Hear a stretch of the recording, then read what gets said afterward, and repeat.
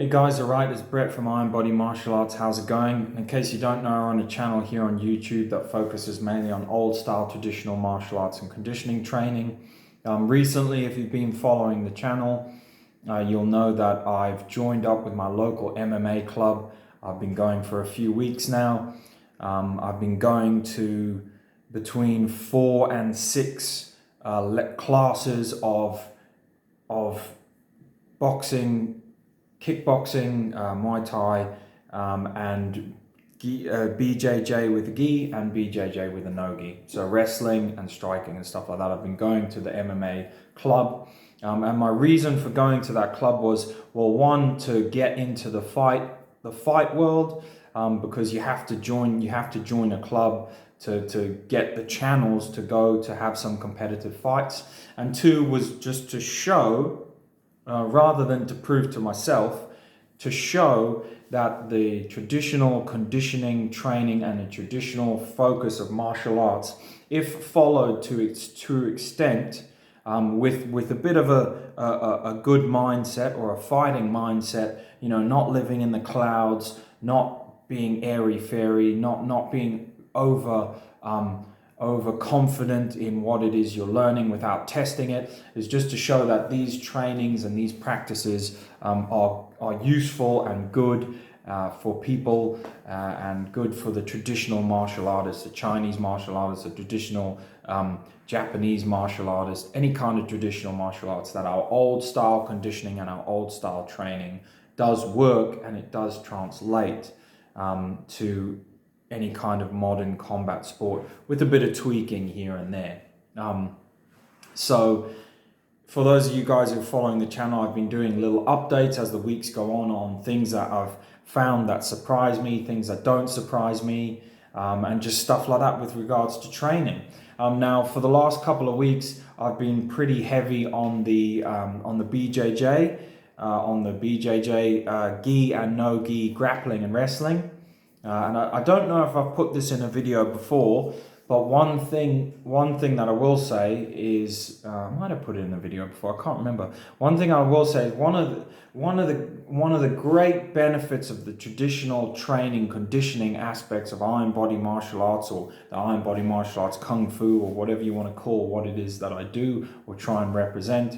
One of the great things that I can say is grip strength. Grip strength, grip strength.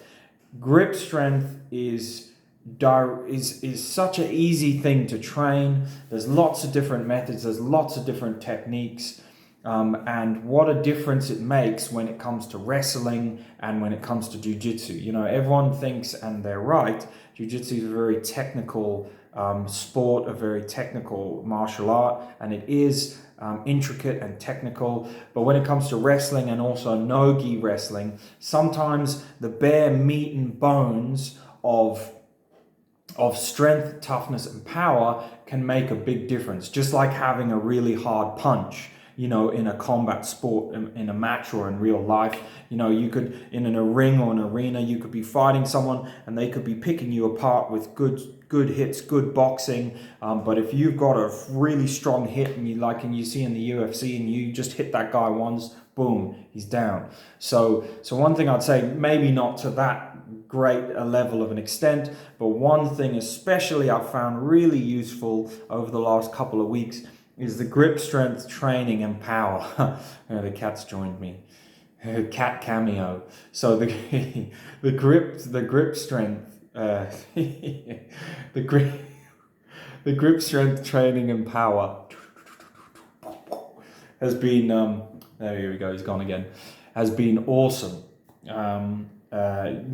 For doing gi chokes, for just grabbing people's limbs and pinning them when people are behind you trying to put you in a rear naked choke, being able to grab their hands. You can even use an old jiu-jitsu lock to try and twist the arm as they're behind you, but just that ability to be able to hold that arm there, in the long run can't defend you from punches going like this, but in the jiu-jitsu context, great for pinning arms, using bits of your body to lever them away, grabbing.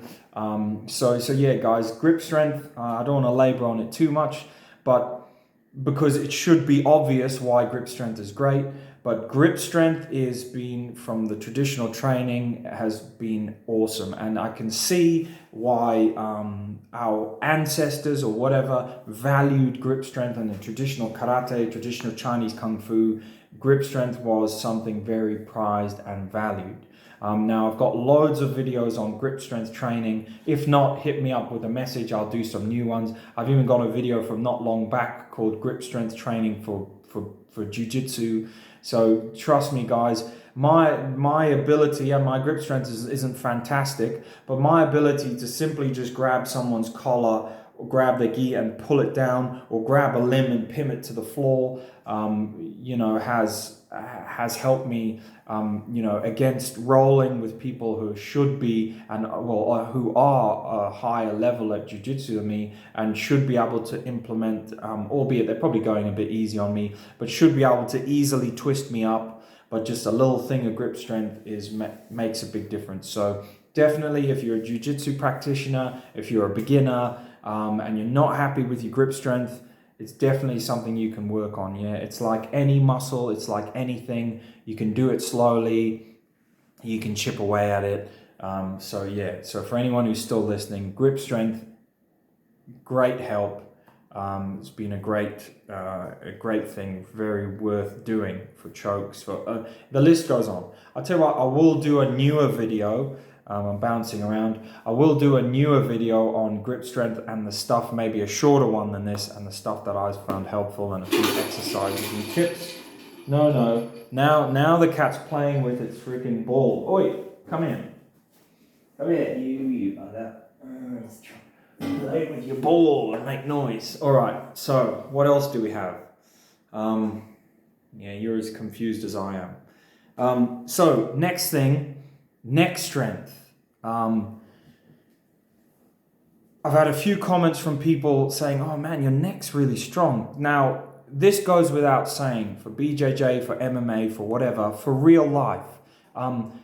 The traditional neck training methods, like headstands, bridge and back bridge, rolling and rocking and things like that, that again I practice within the Iron Body martial arts, kung fu or martial arts framework, whatever you want to call it, but you practice in traditional martial arts. Again, worth the time, worth its weight in gold. When someone's trying to get you in a choke or put a rear naked choke on you, or get you in a guillotine, and you're able to tuck that chin, obviously a bit of skill there, tucking the chin, raising the shoulders, but that also requires traps and neck. Yeah, digging that chin into the bone of the arm or into the area and just tucking it and leaving that space for the airway, but it still requires a strong neck. Yeah, and then being able to just, with that locked tortoise kind of position, being then able to just rip your head out from the place if you get into that position is really good. So hey, come here. Noise. So again, awesome.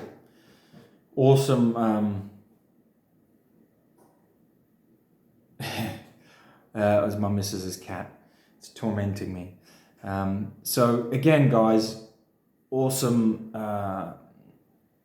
thing to do. So give it a go. The cat says give it a go. I say give it a go. Give it a go. Cat cameo. So we've done grip strength, we've done neck strength. Hopefully these things go without saying, guys. They go without saying.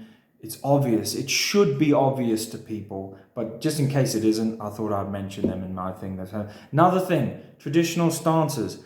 The amount of time people have hit me with, and I've had all sorts of flaming from most recently I had some Muay Thai guy. Now I like Muay Thai, but I had some Muay Thai guy ripping on me for training horse stance. I mean, it's a training exercise, so why rip on someone for it? But anyway, the amount of ripping I've got from people, oh, you know, you can't use wide low stances. How's this one? You can't use wide low stances for fighting. They don't work in a real fight. They're immobile. You know, you can't use horse stance. And yet, when you start wrestling someone and when you start doing takedown defense for real life or for MMA, those are solid gold.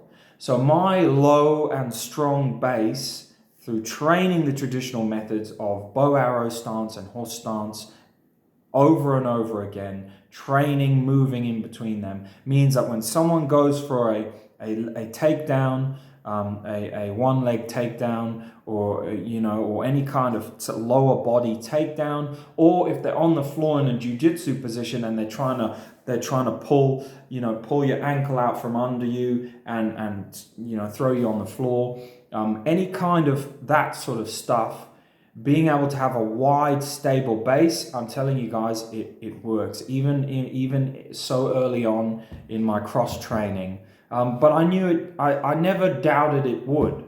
But for those who doubt it would, and for those who don't realize and think it's useless, I tell you what, when someone's going for a one-legged takedown on you or something, trying to get behind you for a suplex or whatever, and you're able to splay your legs out, but be stable, or when they're underneath you and they're hooked an ankle and they're trying to pull you down, and you can crouch down into a low horse stance, and you can push your distribute your weight into the floor and ground yourself and reflect forces off the floor. Hey, it doesn't make you there's a cat still. It doesn't make you invincible, but I've so far already had people who are pretty well experienced with the ground fighting and the no-gi wrestling, and already they're trying the normal takedowns. And for the amount of time I've been doing it, they're having a struggle. I'm not saying it's invincible, but it'll only get better. As my knowledge of wrestling, as my knowledge of the actual defenses gets better, it'll only get better. But I'm saying at this rudimentary beginning stage, it is already formidable. Yeah, and that's all I've ever said. In all my videos, and in some of my videos, I say about being a formidable martial artist. You don't have to know what your opponent's doing. You don't have to train in the same way they will or they do, and you can't do that. You can't know everything. You might be hit with the unexpected. But if you are a formidable fighter in that regard, that you've got takedown defense, even inadvertently, naturally from the stance training, applied with a bit of skill, a bit of practice, a bit of knowledge, those things are worth their weight in gold. Again, it's laborious, it's boring, it's kind of like a constant struggle. But again, I'm seeing compared to the peers at the same level as me, but I know I've been training these things for a long time, but I'm no different to they are. I'm just a beginner at the BJJ. I'm a beginner at the wrestling, albeit I've done some years of stand-up jiu-jitsu. I should be no different, but already I'm feeling, I know, I can feel, I can see that these things are at least helping me. And if they help me, that means they'll help you, because why wouldn't they help you? I'm no freaking amazing super expert, but if they help me, they'll help you. If they cross the transitions, if they cross the barriers of style and system, they will help you. And things that cross, and that's what all that my Iron Body Martial Arts channel is about, really, is things that cross the barrier and the transition between styles and systems. And things that do that are strength, endurance, toughness, stances, takedown defense, stability, core, conditioning and bone strength and power. It doesn't matter. You could train iron palm and not do any martial arts and then go and do boxing, and it would help your boxing.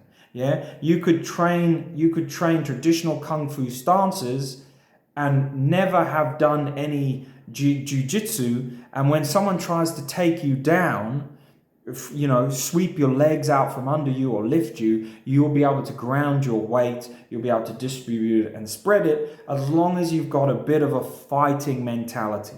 Yeah, if you don't have a fighting mentality, then you will never be able to do those things, but then we're not talking about you.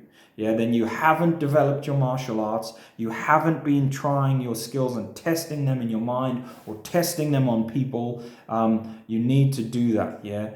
You need to keep this constant mindset of reality in your mind. Don't go with the martial arts fairies. Don't go with the no-touch KO rubbish. And don't get trapped by your system and spooked from doing other things. At the end of the day, in the past, you had to be a mixed martial artist. And now that mixed martial arts has reared itself up again, everyone has to be a mixed martial artist. So already, guys, anyway, look, that's a little bit of an update of IBMA in MMA for the third week or whatever it is. Neck strength. Look at those videos, get that neck strength trained, send me some comments, send me some whatever. That goes for head strength as well. Head and neck, they train at the same time. Grip strength training and just grip and iron bridge of the connection of the arm and the strength, priceless. And stance work and core, priceless. I'm busy developing, or I'm busy practicing. There's some old exercises for the traditional BJJ style guard of, when you're on your back, you've got your legs crossed, your legs crossed behind the person. There's some awesome traditional exercises and training methods for developing that kind of crushing thigh power,